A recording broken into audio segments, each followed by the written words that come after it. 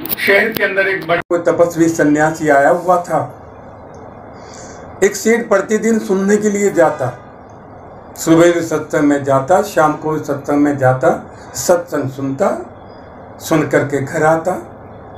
उस सेठ के घर में पिंजरे में एक तोता रहा करता। तोता सेठ का ये व्यवहार देखता। बोले सेठ जी सुबह भी जाते हैं, आते हैं, शाम को चले जाते हैं। तोते ने सवाल किया, बोले सेठ जी कहाँ जाते हो सुबह शाम? बोले रे बड़े तपस्वी एक पहुंचे हुए सन्यासी संत आए हुए हैं, उनके प्रवचन सुनने के लिए जाता हूँ। बोले पहुंचे हुए हैं? बोले हाँ। बोले अच्छा, फिर तो मेरे भी एक प्रश्न का उत्तर लेकर के आना। सेठ ने कहा हाँ तपस्वी हैं, पहुंचे हुए हैं, तो सारे प्रश्नों के उत्तर उनके पास में हैं, बोल बता तेरा क्या प्रश्न है?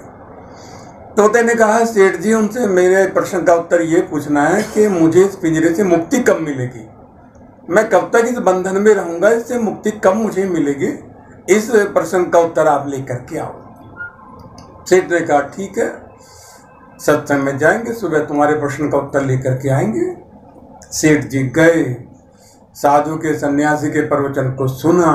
जब चलने का समय आया तो तब बोले महाराज कोठी में एक पिंजरे में एक तोता भी रहता है, उसने भी एक प्रश्न किया है। साधु बोला अच्छा तोते का भी कोई सवाल है? बोले हाँ है।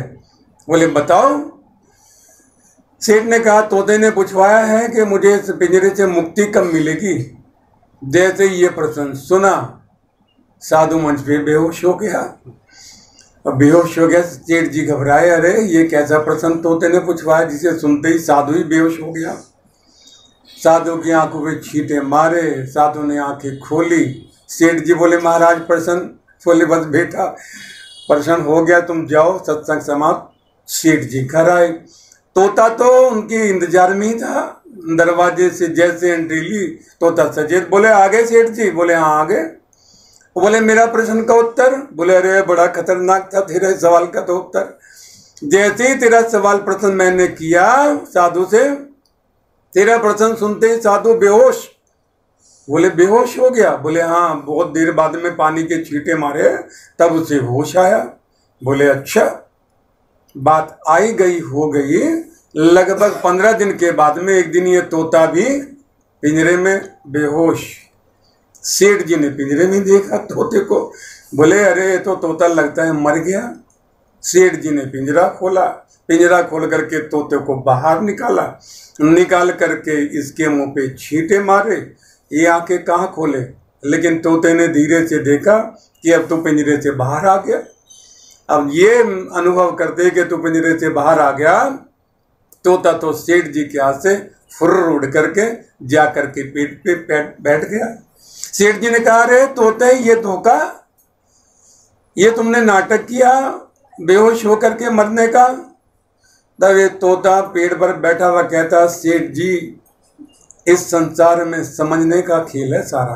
वो जो मैंने प्रश्न पूछवाया था तुमसे उस साधु से, और मेरा प्रश्न सुन करके वो जो साधु बेहोश हो गया था, यही मेरे प्रश्न का उत्तर था। साधु ने मुझे संकेत दिया था तोते यदि पिंजरे से मुक्ति चाहता है तो बेटा बेहोश होने का नाटक कर, इसके अलावा दूसरा कोई रास्ता है ही नहीं है। और तब वो कहता सेठ जी समझ का खेल है, जिसकी समझ में आ जाता वो पिंजरे से मुक्त हो जाता, अन्यथा पिंजरे में ही लगा रहता। ओ माता हो आदरणीय भद्रभूषो, समझ में जिसकी आ जाए। दयानंद की समझ में आ गया। मंदिर में गए हुए थे, पिता ने कहा शिवरात्रि का व्रत रख। शिवरात्रि का व्रत रखा, लेकिन देखता है पिंडी के ऊपर चूहे मलमूत्र कर रहे हैं, प्रसाद खा रहे हैं। दयानंद की समझ में आ गया ये वो शिव नहीं है, सच्चा शिव नहीं है जिसके बारे में लोग चर्चा करते हैं। बोले वो शिव तो हिमालय पर रहता है और अपना बचाव करता, सारे संसार का कल्याण करता है। दयानंद ने सोचा ये तो वो शिव नहीं है। समझ में आ गया, निकल गए। जिसकी समझ में आ जाता। स्वामी श्रद्धानंद जिनका नाम मुंशी राम था, उनके पिता नानक जी ने कहा बेटा बरेली के अंदर एक सन्यासी तपस्वी आए हुए हैं, मैंने उन्हें सुना है और मुझे लगा कि तुम यदि उन्हें सुनो तो तुम्हारे जीवन में भी उजाला हो सकता है। मुंशी राम ने इग्नोर की उनकी बात को, लेकिन बार बार पिता का आग्रह जब हुआ, मुंशी राम जी सुनने के लिए गए और जब दयानंद को जाकर के सुना, समझ में आ गया, जीवन बदल गया। मुंशी राम थे स्वामी शब्दानंद बन करके इतिहास पुरुष बन गए। अमीचंद भजनोपदेशकों में प्रथम भजनोपदेशक था। ये ऋषि के प्रवचन हुआ करते थे, भजन नहीं हुआ करते थे, बस प्रवचन ही हुआ करते थे। प्रवचन चल रहे थे ऋषि के, सभा तैयार थी, स्वामी जी का प्रवचन होना था। एक साधारण सा व्यक्ति आया और आकर के बोला, स्वामी जी एक भजन मैं भी बोलना चाहता हूँ। स्वामी ने कहा, हाँ आओ बोलो। उस व्यक्ति ने भजन गाया, मधुर आवाज, बढ़िया भजन उसने बोला। और जब बोला तो स्वामी जी ने शाबाशी दी, बहुत अच्छा, शाबाश। जब आप शाबाशी किसी को देते हैं तो उसका उत्साहवर्धन होता है। आप किसी बालक को कह करके देखें, बेटा शाबाश तुम बहुत अच्छे हो, तो बच्चा और मेहनत से पढ़ाई करता है, मेहनत से सेवा करता है। वो व्यक्ति ने भजन बोला और शाबाशी मिलकर के ऋषि का प्रवचन हुआ। जब प्रवचन समाप्त हुआ ऋषि का, तब कुछ लोग आए, बोले स्वामी जी ये व्यक्ति, बोले क्या हुआ? बोले अरे ये तो बड़ा गड़बड़ है, पत्नी को भी इसने घर से निकाला हुआ है, शराबी कबाबी है और गलत आचरण का, आपने इससे भजन बुलवा दिया। स्वामी जी बोले कोई बात नहीं, अब ध्यान रखेंगे। कार्यक्रम समाप्त। अगले दिन ये व्यक्ति फिर आया स्वामी जी के पास, आकर के फिर कहता, वो बोले स्वामी जी वो कल एक भजन बोला था, आज भी एक भजन बोल दे। स्वामी जी ने कहा हाँ हाँ बोलो बोलो। इस व्यक्ति ने फिर भजन बोला, सबने बड़ा पसंद किया। लेकिन स्वामी जी के प्रवचन के बाद में कुछ लोग फिर आए, बोले स्वामी जी कल आपको संकेत किया था कि ये व्यक्ति अच्छा नहीं है और आपने इसे फिर अवसर दे दिया। ऋषि ध्यान जी महाराज ने उस व्यक्ति को बुला, बोले इधर आओ, क्या नाम है तुम्हारा? इसने कहा मेरा नाम अमीचंद है।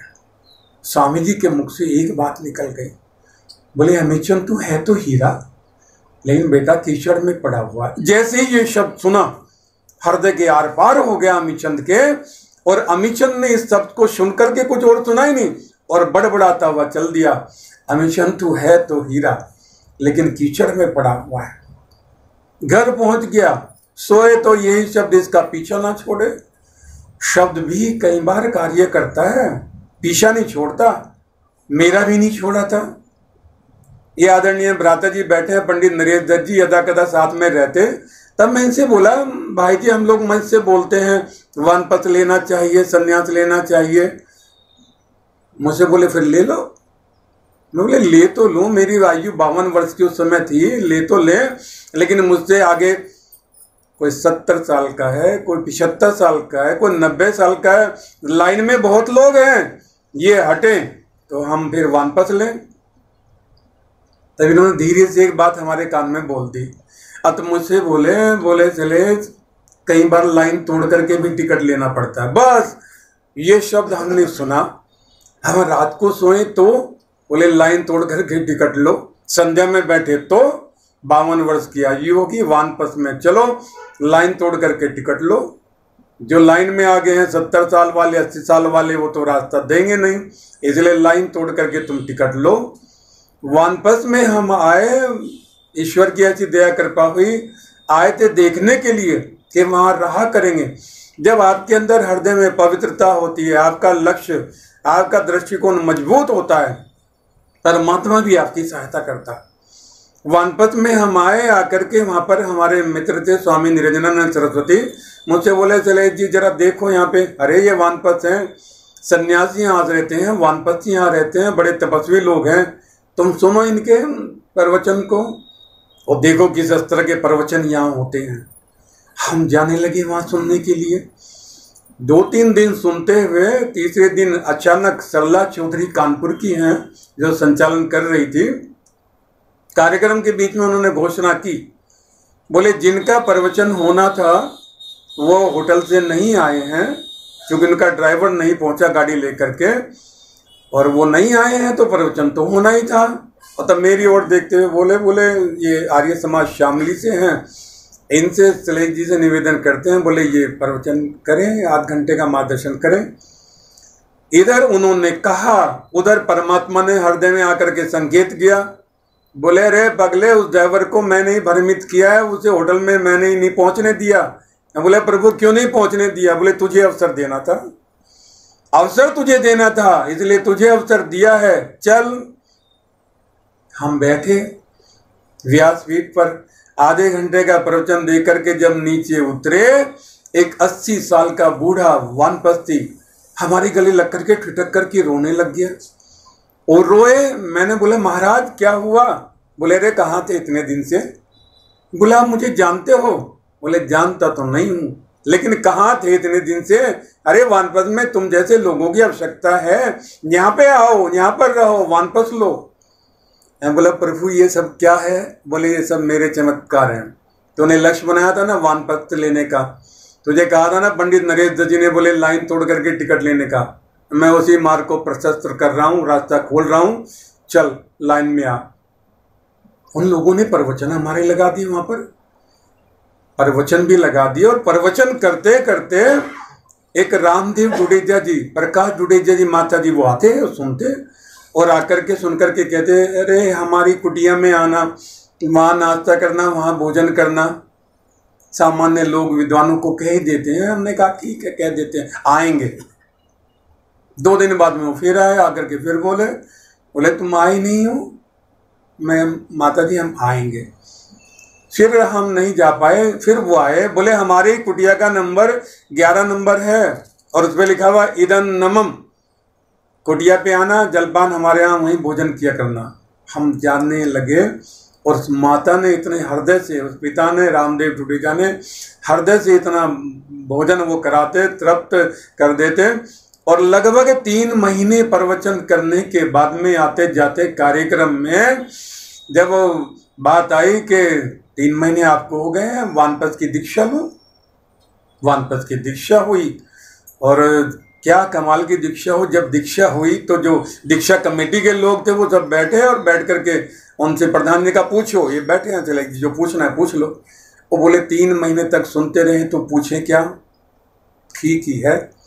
पत्नी भी हमारी साथ में थी, उन्होंने कहा हम भी वानप्रस्थ लेंगे। और मुझसे बोले मैं कैसे लूँ, मुझे तो इतना नहीं है। मैं बोले ईश्वर मदद करेंगे। उन्हें भी बैठाया गया। प्रधान जी ने कहा इनकी पत्नी है निर्मल जी, इनसे भी पूछ लो। तब वो दीक्षा समिति के लोग बोले शैलेश जी की पत्नी है तो इन्हें भी सब मालूम होगा, इनसे क्या पूछना। ईश्वर की कृपा जब बनती है तो दोनों की वानप्रस्थ की दीक्षा हो गई।